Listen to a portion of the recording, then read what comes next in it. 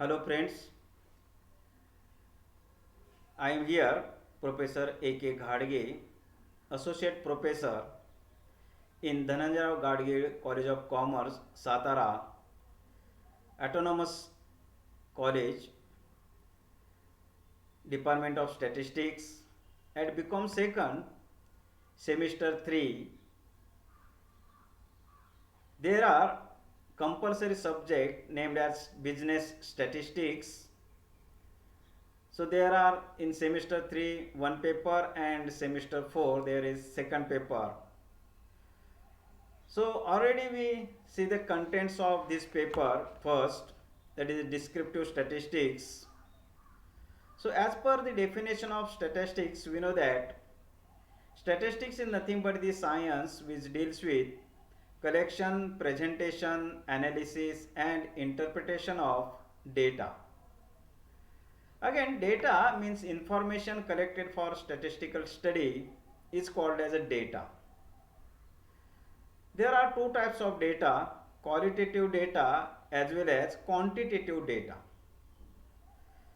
So in qualitative data, we have the attributes, that means there are no numbers, not figures. But in quantitative data, we got the numbers or the figures, that means numerical data is available in quantitative data. And this collected data, we are going to present this data. That means the second state of statistical method is presentation. So already we present the data or say how to present the data by frequency distribution or by tabular form. Now here we studied about the diagrammatical presentation as well as graphical presentation. So there are no fast and hard rules to distinguish between graphs and diagrams. Already you are familiar about the diagrammatical and graphical representation. You are studied in the secondary schools, that means in 8th, 9th or 10th class. You already studied this diagrammatical and graphical representation. But again, we see here how to construct these graphs or diagrams. So, what is the difference between diagram and graphs? So, in diagrams are constructed on the plain paper. Plain paper means not a graph paper. So, diagrams are constructed on a plain paper and it is used to compare the data. So, diagrammatic presentation is used to comparison for the data. In diagrams, data are presented devices such as bars, rectangles, circles, lines, cubes, etc. So there are different way we can present the data. Diagrams do not add anything to the meaning of the data, so are not useful for research work. So these data are used for comparison only. Diagrammatical data are used comparison only. So diagrams are useful in showing categorical and geographical data also. So what are the rules? So first we see about the diagrammatical representation. So in diagrammatical representation, we are going to study the bar diagram and pie diagram. In a bar diagram, we are going to study the simple bar diagram. So before to construct the diagram, what are the general rules to construct a diagram? So diagram should be neat, clean and attractive by proper size and lettering.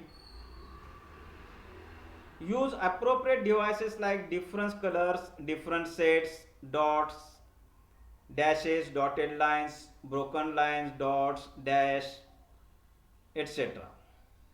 Each diagram should be given a suitable title to indicate the subject matter. That means each diagram should have a suitable title. For constructing of diagram, choose an appropriate scale.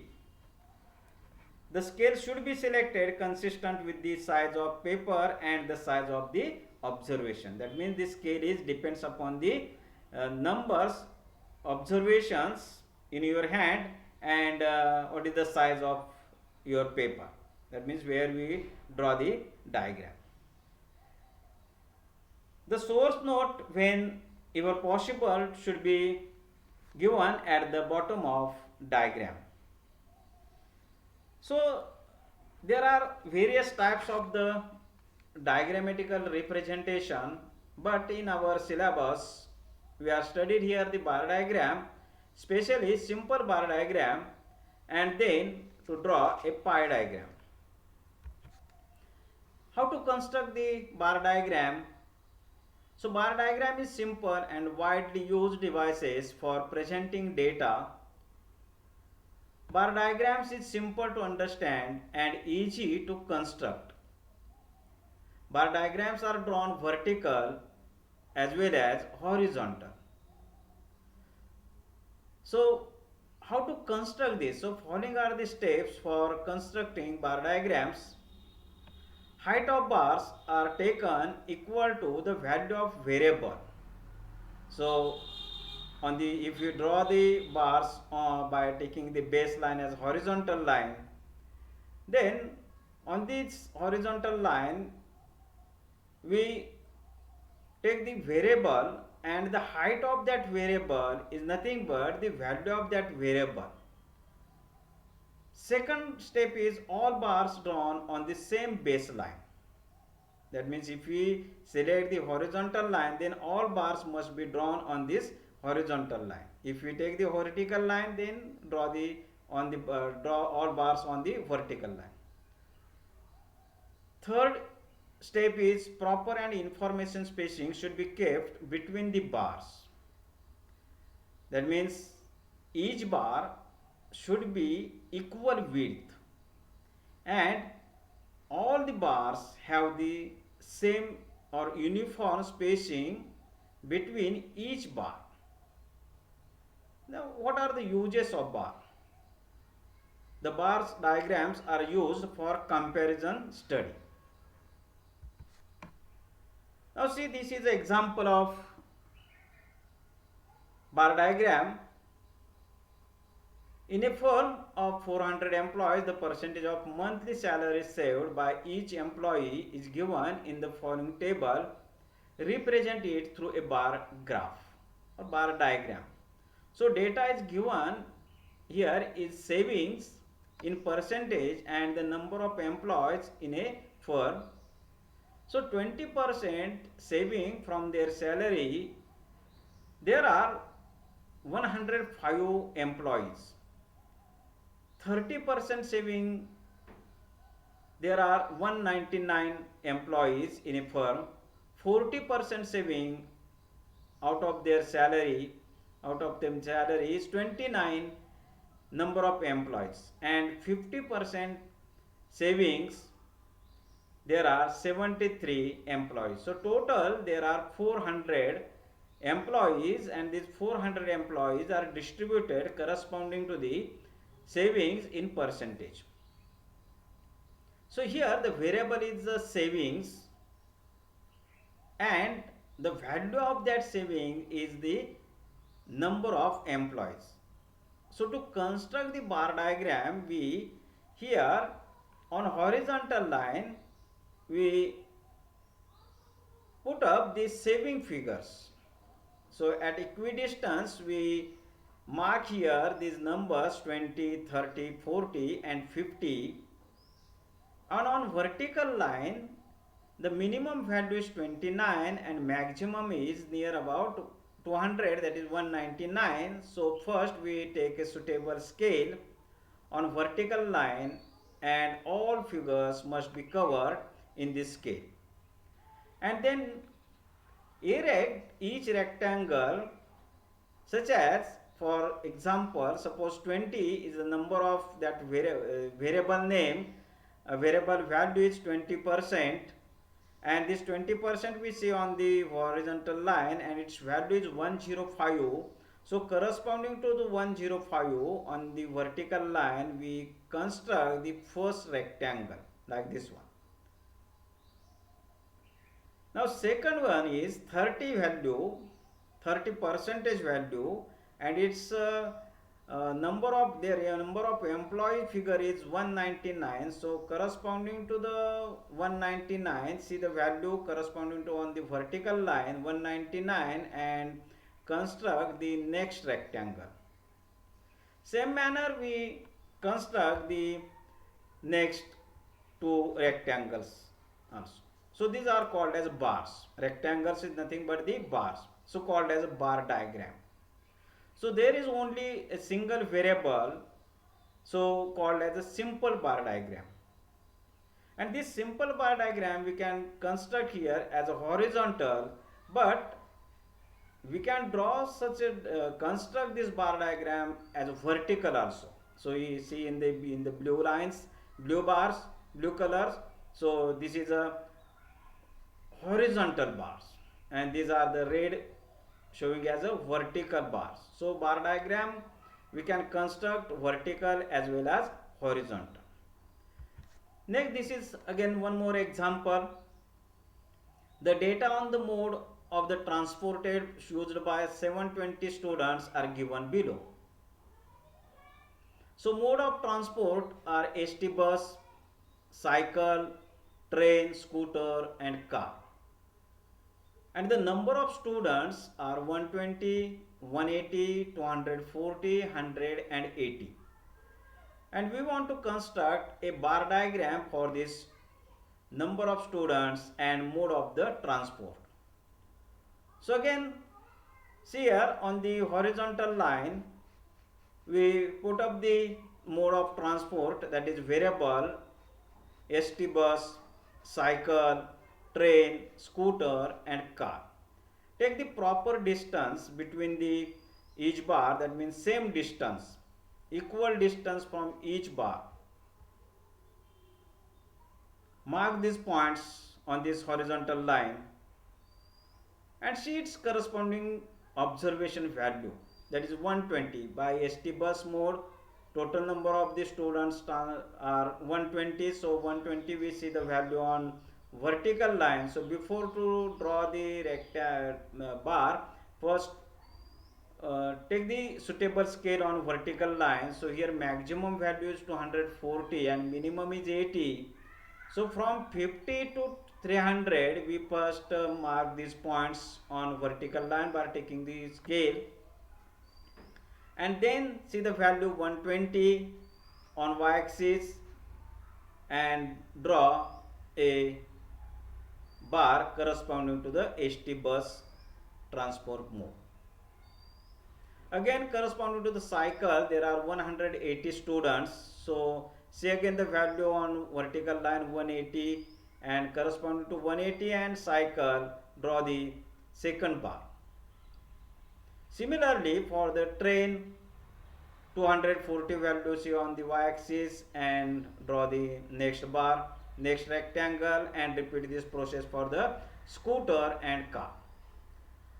Also give the title for the bar, mode of transport, this one. Again one more thing is that write the observation value, that is number of each bar on the top side of bar. So here see there ST bus 120 students are, this is the mode of the transport of ST bus, and 120 are the number of students. So write here figure at the top of the bar. Similarly cycle 180, 240, 100 and 80. For ready references these numbers are useful, or for comparison again these numbers are very useful for comparison the bar by numerical terms. Okay, next presentation of the diagram is pie diagram. Pie diagram is nothing but the circular diagram. It may be used in place of bar diagram. So for a single variable we draw a bar diagram as well as circular diagram. So it consists of one or more circles which are divided into number of sectors. So if there is a single variable, we draw a single circle. If there are two variables, we draw two circles. And this circle is divided into the number of sectors. So in the construction of pie diagram, the following are the steps. So step first is very important. It is technical step. Compute the angle representing each component by the formula.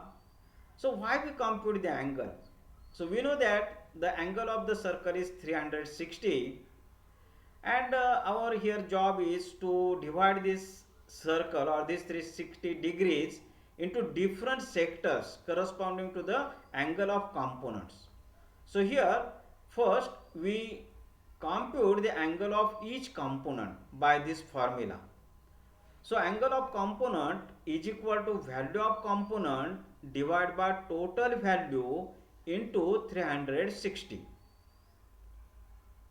Angle of component is equal to value of component म्हणजे प्रत्येक कॉम्पोनंटची जी value दिलेली आहे ती divide by total value that is sum of all observations multiply by 360.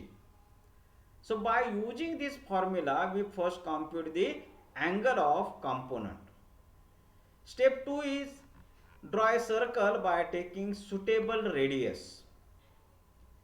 If only one set of values is to be represented, then take a suitable radius. Suitable radius means by using the space, it is what are the space is available for drawing the circles. So there are not fast rules. What is the circle? What is the radius you want to take? But you think that how we draw the circles, how it look like on these papers or the size of the papers, and by thinking on this, take the suitable radius and draw a circle. After drawing circle, draw any radius, but specially prefer here horizontal radius. With this radius as a baseline, that means this radius take as a baseline and draw an angle representing the first component. From this, that means first component, the angle of the first component, draw the angle and join these points up to the circumference and central point of the circle. Again take this is second line as a baseline and draw an angle for the second component. Proceed this up to the last component. So what are the uses of pie diagram? Pie diagram is used to compare the values of the component. The same purpose of drawing the pie diagram and as well as bar diagram. So these are diagrams are used for the comparison. Now see here the example. Draw a pie diagram for the following data. So we have the data of the sector and outlay in percentage. Percentage means we know that there are total number of the percentage is 100. So 100 this figure is divided corresponding to the sector. So agriculture development there are 10.70 percentage. Irrigation 11.42 percentage. Energy 18.75 percentage. Transport 16.76 and social services and others 42.38 percentage. So use here the formula to compute the angle of each component. So we know that the formula for the defining the angle is value of variable or value of component divided by total value into 360. So using this formula, define the angle of the agriculture development, that is the first component, as 10.70 divided by 100 multiplied by 360, and we get the angle as 38.52. Similarly, compute the angle for the irrigation, this component 11.42 divided by 100 multiplied by 360, we get the number as 37.51. And same manner we can compute the angle corresponding to the next component energy, transport and social services and others. Now to construct the pie diagram, our next step is draw a proper circle by taking the suitable radius. Draw a radius, especially prefer the horizontal radius. This radius we take as a baseline. From this baseline, measure the angle of the first component, that is 38.52. So at 38.52, draw a line up to the center of the circle. Take this as baseline for drawing the angle for the next component. It is 37.51. Again, join the points central line and circumference.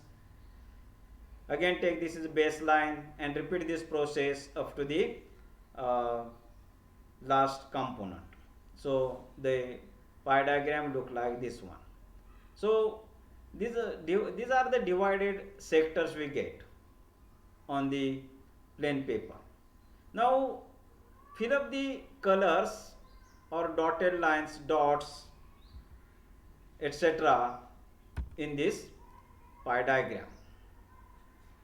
Now next one is another example is, given the cultivable land area in 4 southern state of India, construct a pie diagram for the following data.